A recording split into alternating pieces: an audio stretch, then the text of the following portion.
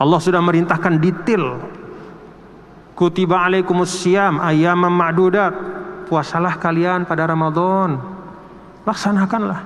Pertama, nggak ada kepentingan Allah.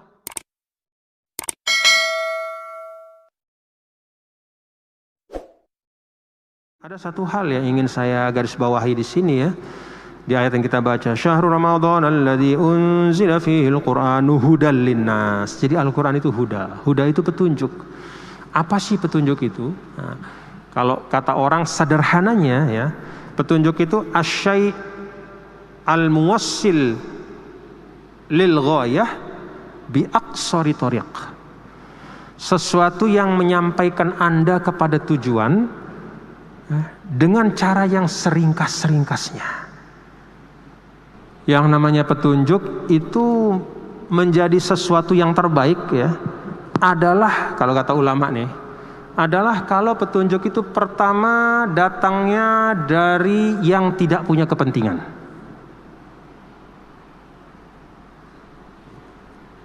Dan ini berlaku bukan hanya untuk sekedar arah jalan, tapi juga banyak hal.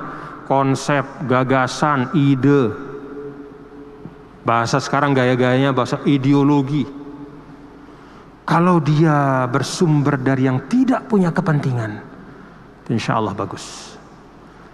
Tapi kalau bersumber dibuat oleh yang punya kepentingan, nah itu hati-hati.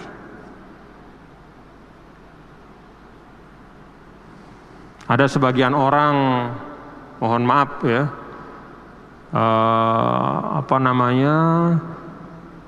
ingin untuk mendapatkan keuntungan materi sebanyak-banyaknya, kaya secepat-cepatnya. Dia buatlah paham namanya kapitalisme. Itu paham. Percaya enggak sama kapitalisme itu? Hati-hati. Yang bikinnya itu adalah yang punya kepentingan. Maka kalau ada ide gagasan ya, pastikan bahwa yang membuat ide gagasan itu yang tidak punya kepentingan. Siapa yang tidak punya kepentingan? Allah Ta'ala. Jadi Allah Subhanahu wa Ta'ala tidak perlu makan, tidak perlu harta, tidak perlu jabatan, tidak perlu hebat ya, sudah sekarang lebih canggih, tulisannya ada 5 menit lagi katanya. Kemarin ngomong langsung dia Ustadz nih. Lumayan lah berkah puasa. Nah jadi Allah Subhanahu wa Ta'ala itu nggak punya kepentingan.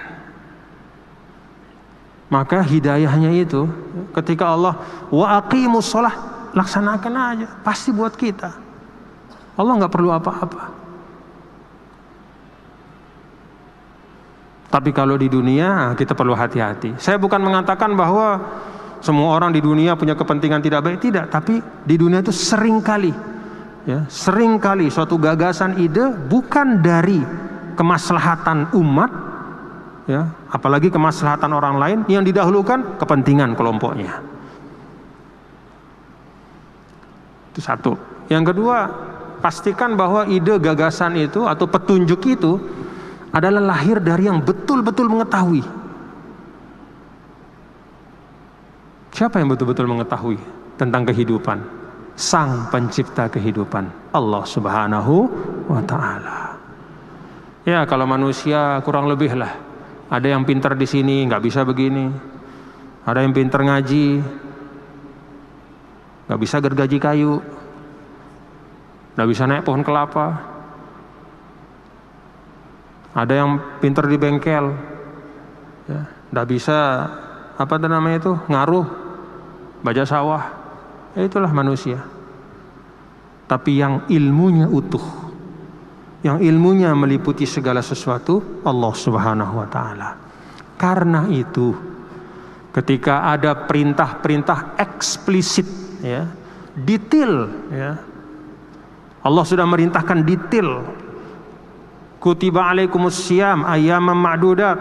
Puasalah kalian pada Ramadan. Laksanakanlah. Pertama, nggak ada kepentingan Allah. Ya. Allah Ta'ala itu kembali ke maslahatan kita saja. Yang kedua, ilmunya itu utuh, ilmunya itu lengkap, sempurna.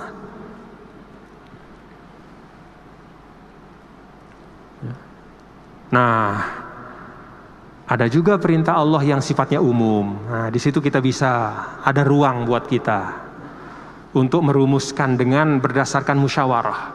Misalnya, wa idza hakamtum bainan nas an tahkumu bil adl. Kalau kamu berhukum, maka tetapkanlah hukummu itu dengan keadilan. Kalau kamu jadi pemimpin, maka adillah kalian dalam memimpin. Ini kan pesan, nilai. Tapi bagaimana mewujudkan kepemimpinan yang baik, pemerintahan yang baik? Nah, itu musyawarah kita. Nah, kita di Indonesia ini ada namanya Negara Kesatuan Republik Indonesia. Ini bagian dari musyawarah kesepakatan kita sebagai bangsa. Paham ya Bapak-bapak ya? Jadi ketika sudah eksplisit ditetapkan detail, nah, kalau ada kewajiban yang umum, ya yang umum itu yang kita pegang, nilai keadilannya yang kita tegakkan. Bentuknya macam-macam, bisa macam-macam. Ya. Alhamdulillahnya Bapak-bapak Saudara, ya, banyak sekali tuntunan Allah itu yang memberikan ruang kepada kita, ya, khususnya dalam muamalah.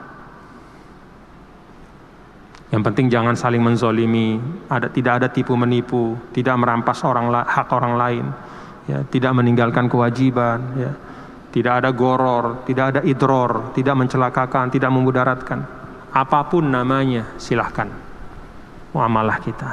Alhamdulillah. Nah, kembali kepada yang tadi bahwa huda, Al-Quran itu huda, dialah sebenar-benarnya petunjuk. Karena apa?